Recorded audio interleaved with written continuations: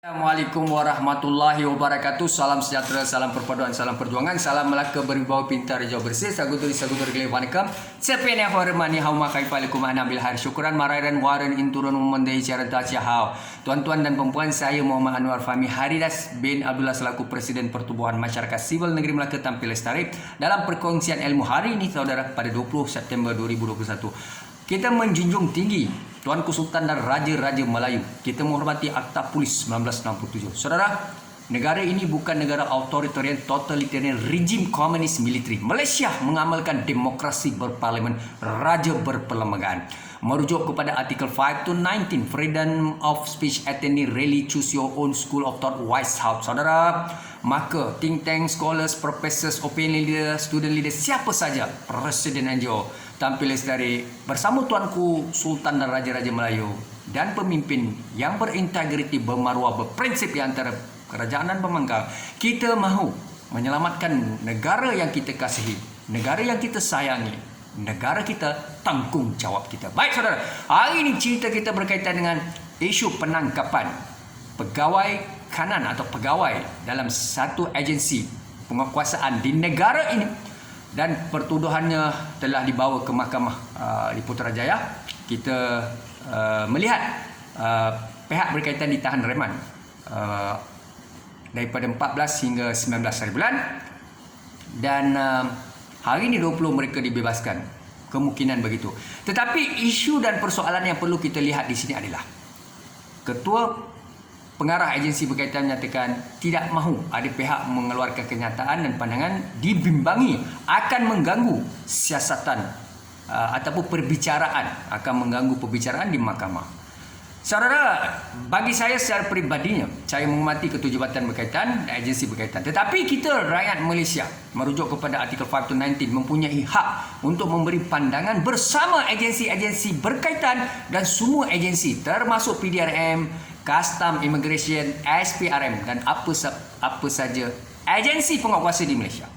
Maka kita think tank, scholars, professors, opinion leader, mahasiswa, siapa saja bersama agensi-agensi penguasa mahu mencegah rasuah, salah guna kuasa, ketirisan, jenayah dan apa saja.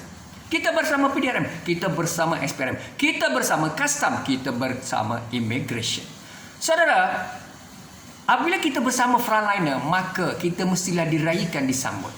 Apa yang kami ingin tegaskan di sini adalah kita mahu supaya rakyat sentiasa perakukan, menyokong penuh, menghormati, mendaulatkan tindakan-tindakan yang diambil oleh agensi penguasa yang berintegriti, beraccountability, bermaruah, berprinsip.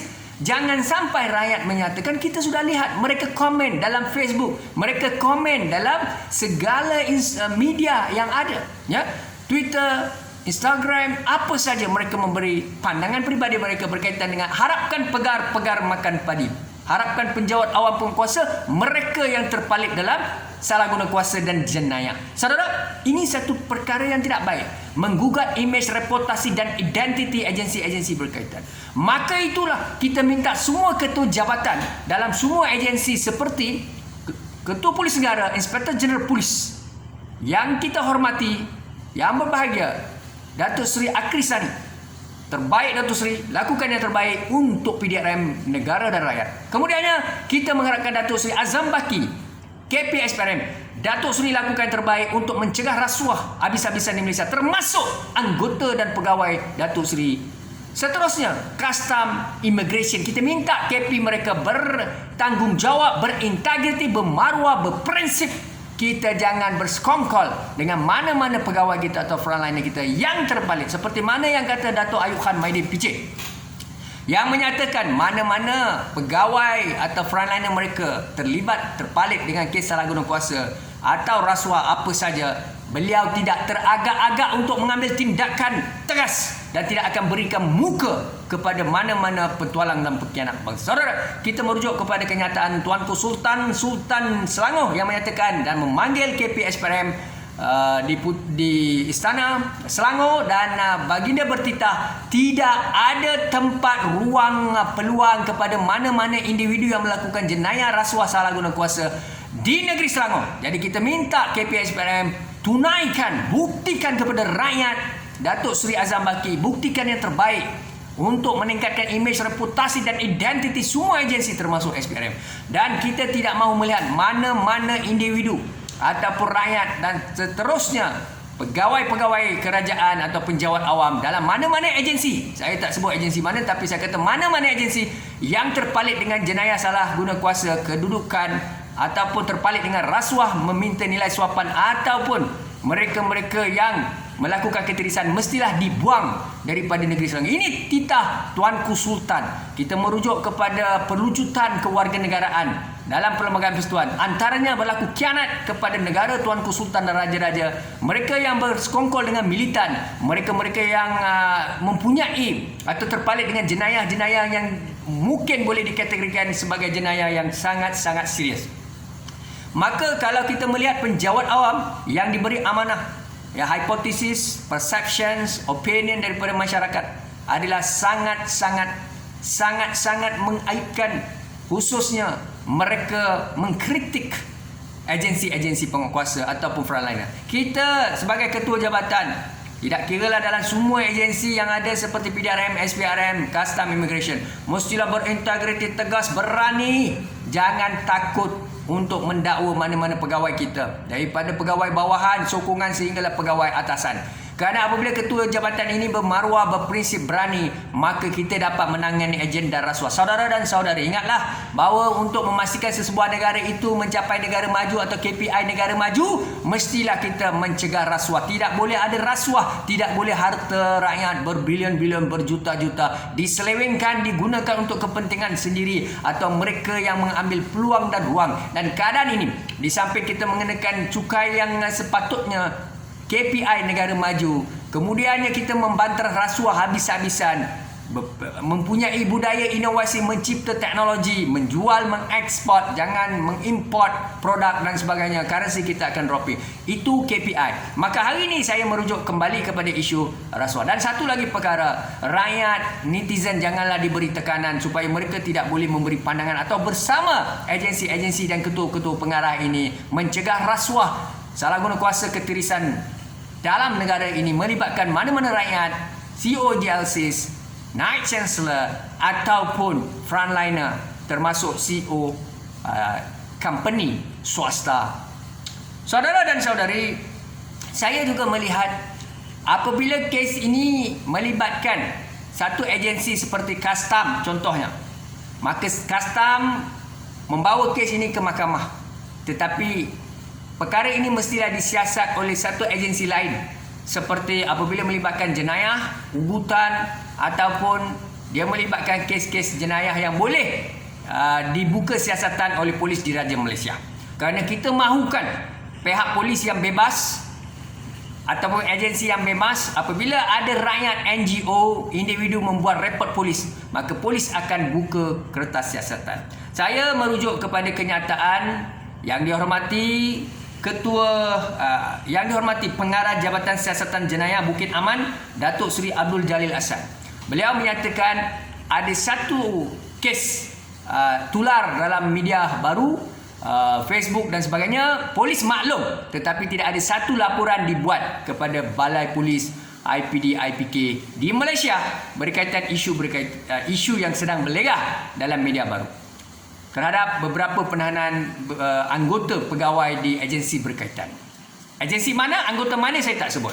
Cumanya bagi saya, kalaulah rakyat tidak membuat laporan polis dan polis tidak boleh membuka kertas siasatan dan mengarahkan pegawai-pegawai bahagian siasatan jenayah, komersial ataupun jenayah berkaitan dengan apa-apa crime untuk membuat siasatan.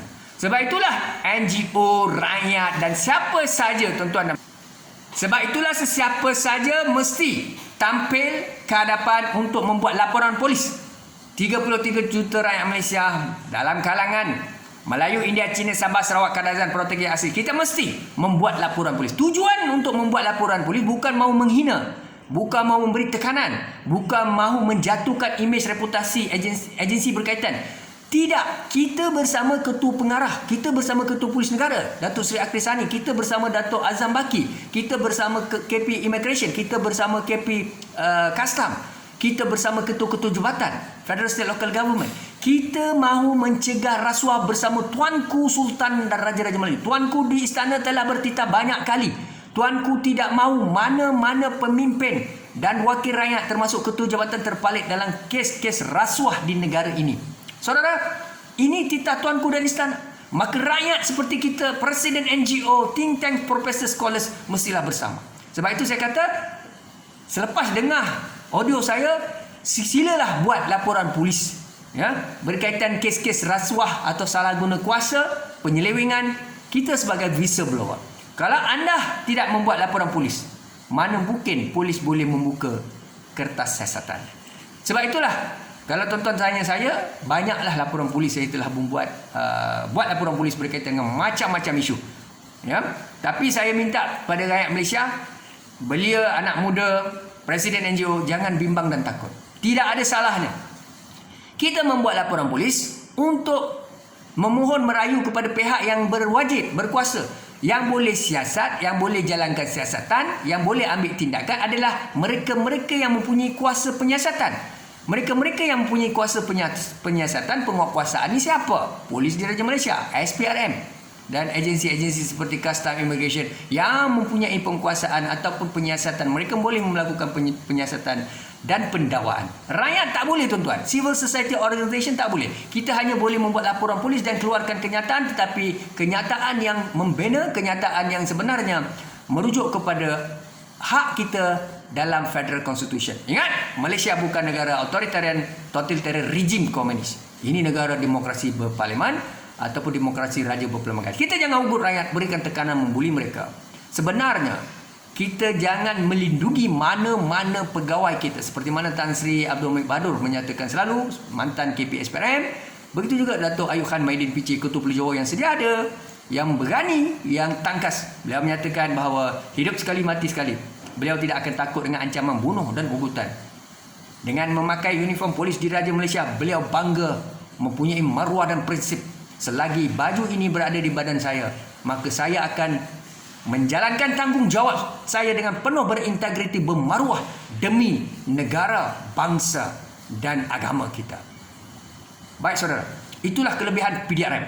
Kita tabik spring pada PDRM, SPRM, Custom Immigration kerana mereka mahu merubah, mereka mahu lakukan yang terbaik. Contoh terbaik telah dibuktikan oleh Dato' Ayub Khan Maidin PC, Ketua Polis Johor dan Ketua Polis negeri lain. Saudara, maka dengan itu kita juga mahukan supaya agenda rasuah dapat diperangi habis-habisan. Pengambilan kaki tangan penjawat awam, tolonglah saring. Pegawai-pegawai mereka perlu ditukar-tukarkan. Jangan diletakkan di bahagian yang sama untuk melakukan aktiviti atau penyiasatan ataupun mereka berada dalam satu unit yang sama begitu lama. Maka keberangkalian untuk mereka lakukan rasuah ini cukup tinggi dan tukarkan mereka di antara negeri rentasi negeri supaya mereka tidak ada kekebalan. Kalau duduk di HQ saja, macam-macam boleh dilakukan. Tukar-tukarkan orang negeri Perlis ke HQ, HQ ke Perlis, daripada Perak, Kelantan. Ini adalah antara cabaran dan risiko menjadi penjawat awam. Itulah dia perjanjian aku janji. Seterusnya, mana-mana penjawat awam telah membuat aku janji yang mana tidak akan terpalit dengan jenayah salah guna kuasa rasuah dan menjatuhkan imej dan reputasi organisasi dan agensi berkaitan. Maka kalau ada, jangan dilindungi. Maka kita mohon kepada SPRM, PDRM, Custom Immigration supaya memastikan anggota-anggota ini tidak hanya diberikan hukuman yang ringan. Hukuman ringan ini seperti tukarkan, pindahkan mereka kepada unit dan sebagainya. Ini tidak betul. Rakyat yang mencuri RM40 di surau masjid, wanita berkaitan ditahan dan diambil tindakan, dipenjarakan. Bagaimana penjawat awam yang kita harapkan? Mereka ini contoh. Adakah sekarang kita tukarkan mereka? Kalau kita tukarkan mereka ke unit dan bahagian, ini akan memberi mereka kekuatan. Tidak ada tindakan tegas. Dan apabila kes dibawa ke mahkamah, kita tidak mahu mahkamah hanya menjatuhkan hukuman dendaan yang biasa. Sedangkan tidak berbaloi dengan jumlah suapan, jumlah jenayah yang mereka lakukan. Ratusan ribu, jutaan ringgit, bilion. Ini tidak betul. Jadi saya melihat kepada kenyataan bekas-bekas hakim negara, tuan-tuan boleh Google dalam internet bersama Tan Sri mantan Ketua Polis Malaysia, iaitu Tan Sri Musa Hassan.